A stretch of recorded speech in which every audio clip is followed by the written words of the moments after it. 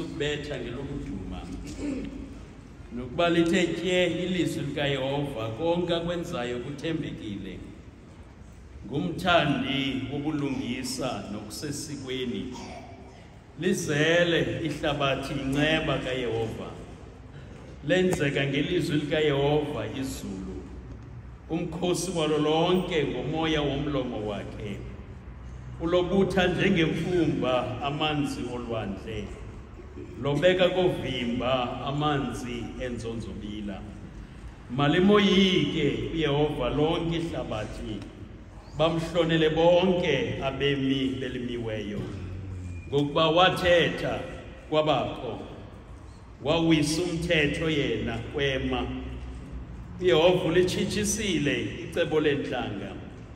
uzalele ingcinga zezizwe icebo likaYehova limi ngonaphakade ingcinga zenhliziyo yakhe kwizizukulwana ngezizukulwana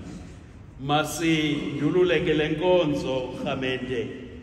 xa sivula ke le pasika kanyaka u-2024 sawuthabatha eliculo ngama-99